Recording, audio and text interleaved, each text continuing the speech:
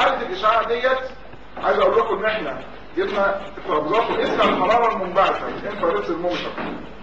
لقينا إن درجة الحرارة تحت الزراعة طول النهار، وده بتكلم في فبراير مش بتكلم مثلا في يوليو ولا أغسطس، لقينا درجة الحرارة من 25 ل 27 طول النهار.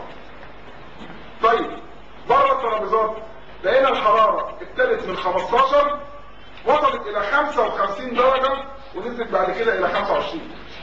الحرارة المنبعثة مش حرارة الجو.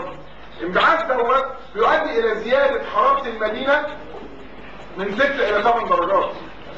طيب تأثير الجزيرة الدافئة اللي سعادة الباشا اتكلم عليه بيعمل إيه؟ ما نشوف أهميته. في النص نلاقي إن الهواء يسخن، الهواء السخن بيرتفع فيطلع فوق، يلاقي طبقات الهواء الباردة يبتدي يبرد، يقوم ينزل ازاي؟ ينزل عامل زي المشروب عش الغراب. تمام؟ اي دخان بقى او زباله او حاجه موجوده حوالين المدينه بيبتدي يدخلها على جوه، ودي بتسبب السحابه السوداء اللي احنا بنتكلم عليها. طب واحد يقول لي طب اشمعنى السحابه السوداء بتيجي في اوقات واوقات لا؟ واشمعنى الايام دي بالذات؟ اشمعنى 4 5 6 سنين اللي فاتوا مش كانت زمان؟ في حاجتين. عشان يحصل تاثير الجزيره الدافئه لازم يبقى الهواء ساكن مفيش ريح، وبالتالي بتحصل هذه العمليه.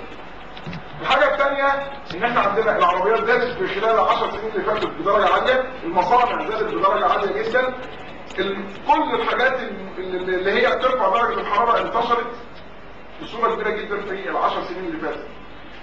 ولو هنبص نلاقي ان مش بس الاسطح الاسفلتيه، احنا كمان بنتميز ان احنا عندنا الاسفلت اسود اللي هو اكتر حاجه بتمتص حراره وتعيد اشعاع تاني.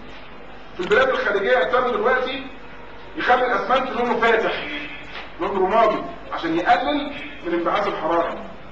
المباني احنا اجدع ناس نجيب الوان غامقه او لون بهيم عشان تمتص وتعيد اشعاع. في عماره في المهندسين الراجل صاحبها راح جاي وجابها وجاب واحد وعمل له عماره بيئيه على اساس ما محتاجش يكيف ولا الكلام ده كله.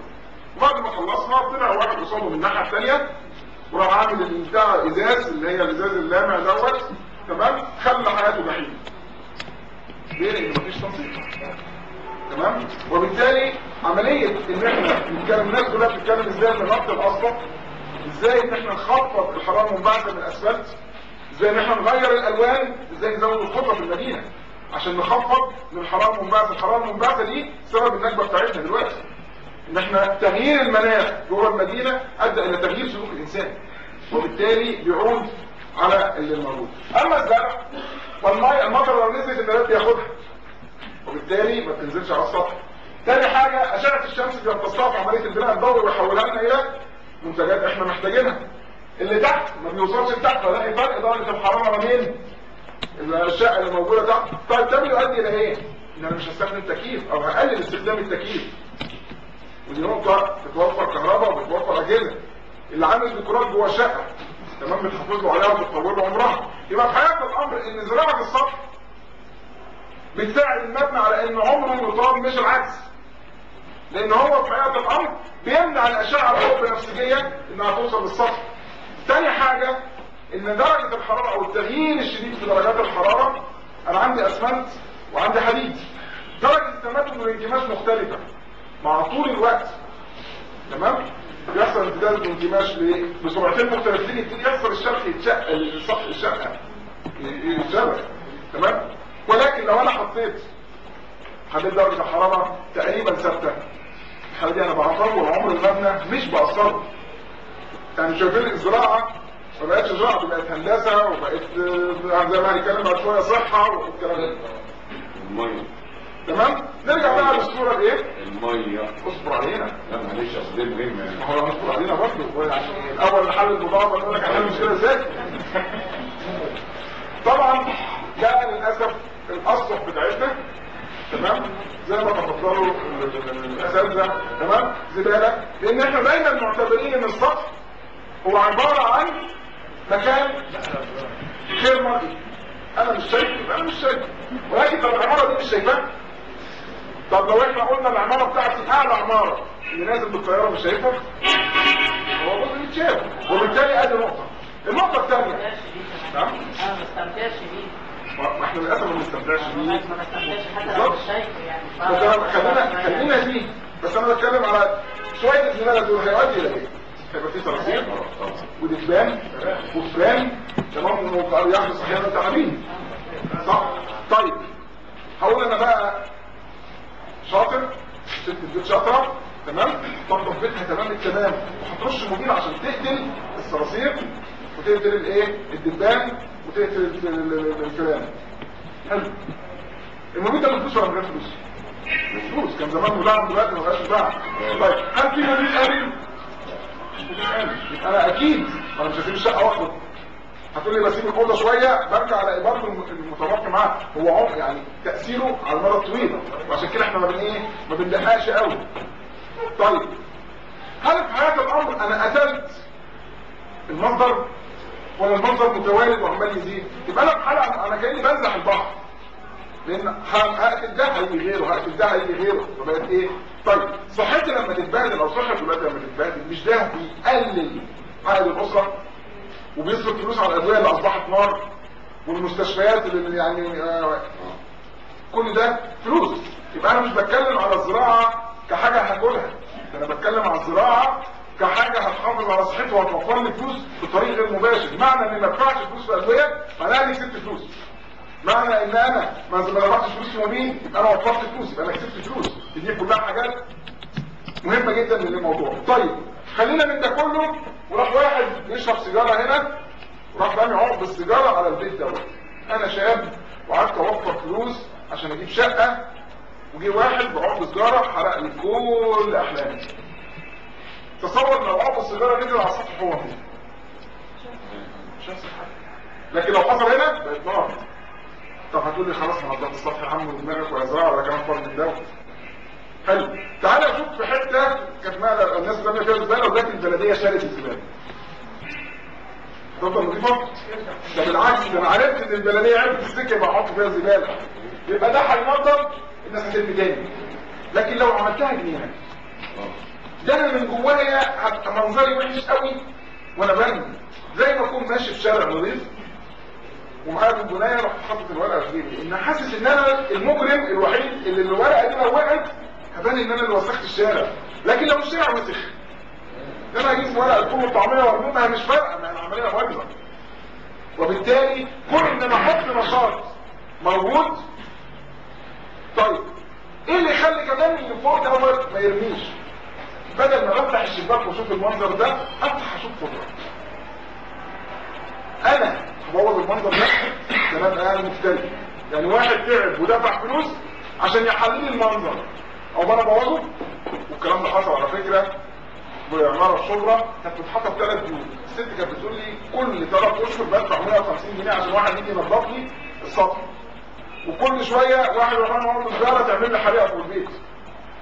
حبة يمين ان من ساعه ما اتزرع السطح مفيش واحد رمى عقب سجاره ولا عود كبريت على السطح. كل الناس بقت وقت العصريه بتفتح الشبابيك تجيب شاي وتقف تقرا جورنال قدام. ليه؟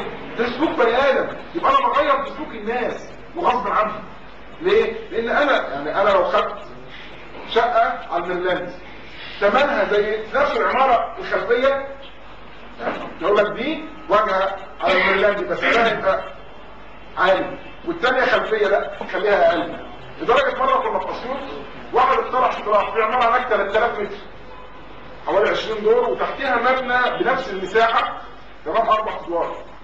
قال لي ده انا هعرض على الناس ان هنزرع ال 3000 متر اللي تحتانيين عشان يبيعوا الشقق بتوع المبنى الكبير، عشان يقول لك ده واجهه على زرع يبقى في الحاله ديت اغلى من الواجهه الثانيه. ده تفكير بيزنس بس في نفس الوقت يفيدني كبيئه.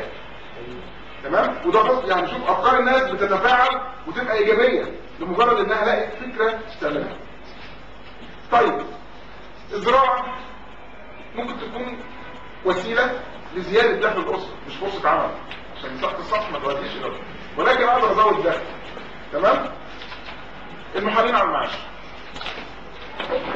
خصوصا بتوع الجيش والشرطه بيطلعوا في الاربعينات او الخمسينات، يبقى واخد على ان هو بقى بالامر والنهي يمكن طول النهار ما هوش في البيت. اتمنى ما حدش يكون هنا عشان بس ما اضربش.